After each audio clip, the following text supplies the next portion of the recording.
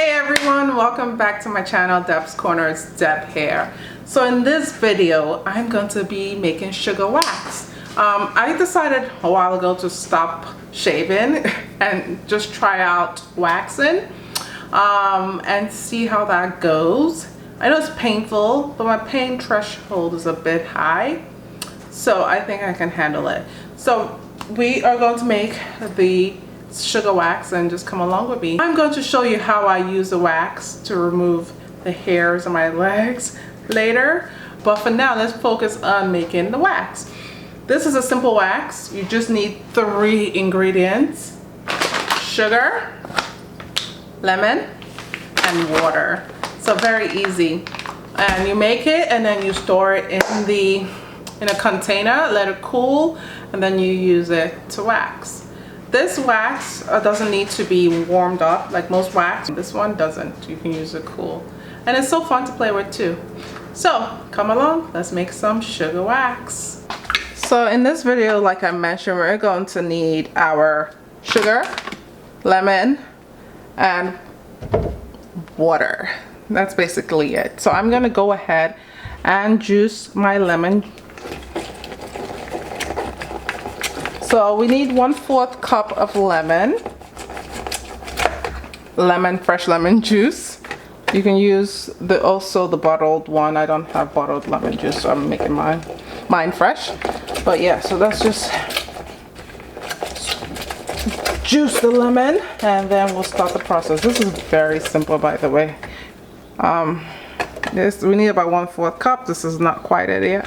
I have a measuring cup for 1/4, so I'm going to just be measuring it in here as I go along. So that was, you saw the seed go in there. It's okay, I'm going to take it out. So that's almost 1/4. So I'm going to juice half of another lemon.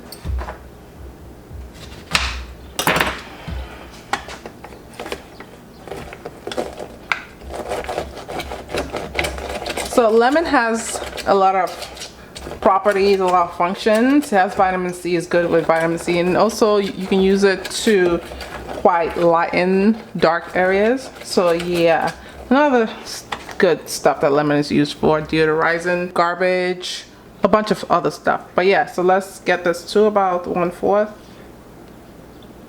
and I think we are there. So we have 1/4, not quite there yet, but I don't want to fill it to the brim.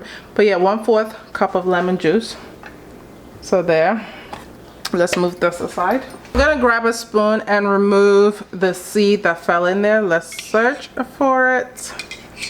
Yeah, I think I see it. Okay, so I found it. Let's just remove this seed that fell in there. So now we're gonna put on our fire. So I think the pot is heated up. So once the pot is heated up, we're gonna add all our ingredients at once, and we're gonna wait for it to bubble up, and then we'll start mixing it up. So we have you need white sugar for this. I'm using cane sugar. Let's roll it. And by the way, this is supposed to be on high heat. Make sure it's on high heat. So we're gonna need 2 cups of sugar. Let's pour 2 cups of sugar. That's 1, and that's, ooh, that fire is hot. And that's 2. We need to add our lemon juice, and then we also need 1/4 cup of water. And you're gonna mix this in slowly. It's gonna bubble, but you're gonna mix this in. So let's keep mixing.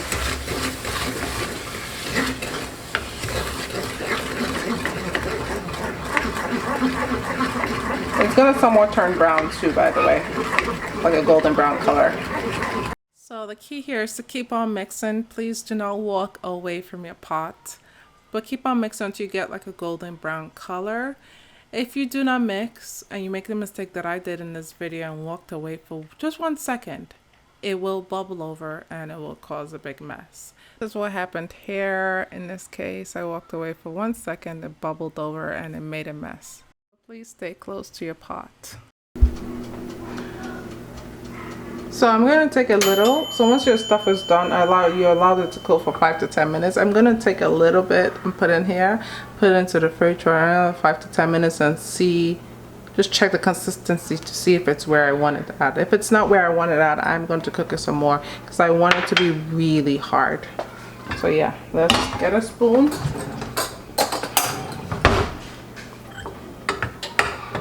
Put it in here. So it's supposed to be a golden brown color.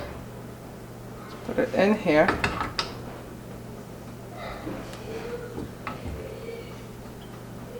I'm going to take this amount and put it into the fridge, and we'll see, give it 5 to 10 minutes and see how it turns out. It's already hardening up, so I think it's going to work well, but let's just see. Okay, so it's been 5 to 10 minutes now, and I'm pulling the wax, and this consistency is what I'm looking for. It's not quite ready yet, but as you can see, it's going to form a nice wax. So yeah, so this is what you're looking for when you do your own or make your own wax. You just want to have that consistency after 5 to 10 minutes. So I've transferred the contents of the pot into this glass Tupperware or glass bowl. And I'm going to put it in the fridge and let it just cool down. You don't have to put it in your fridge. You can leave it on your counter to cool down. That's just the same thing, as long as it's cool for your waxing. So it's the next day and I'm going to wax my legs first. The wax is cooled so well that it's so hard to pull out of the glass bowl, but yeah, I'm trying my best to pull it out. So that's what you're looking for. You're going to stretch it until you make it a little bit malleable and just press it on. This is where I did my first one, and you can see the pain. I was in pain that I threw the wax away and I started rubbing my legs because it was so painful. So the second round was a bit better, but yeah. So this is the second time around. A little bit easier, but it was still painful nonetheless. So what I would advise here is that you exfoliate your skin before waxing. It removes the oil and it gives the wax more of a grip to yank your hairs out, and that's what you want. So yeah, so exfoliate. You can even do this after you shower, but make sure the area is dry and clean before you wax. Also, I noticed you need about, after the 7th round of this, the wax does tend to get a little bit more stickier because your body is warming up the wax, and when the wax is warm, it gets more, I guess, softer and then stickier, and it can make a lot of mess, and you don't want it to stick on your carpet or other areas where it's going to be hard to clean because it's going to harden up. So just a note. So I just finished sugar waxing my legs. I leave the lower part of my legs from my knees down to my feet and my underarms. I do not wax my thigh area because the hair doesn't grow there.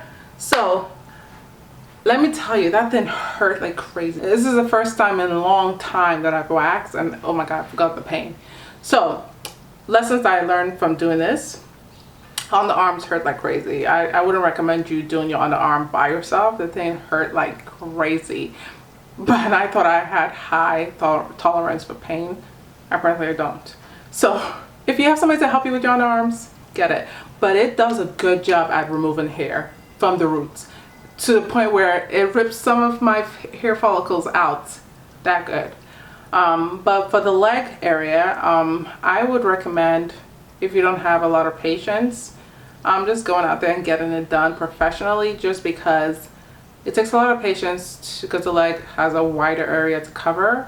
So it takes a lot of patience to go in, stretch the wax, go in again, stretch the wax. So the leg took longer than my underarm. My underarm, with 2 swipes, it was done. Took the wax, covered the whole area, pulled it, took another, took the same wax, covered the whole area again, pulled it, and it was, hair was all gone.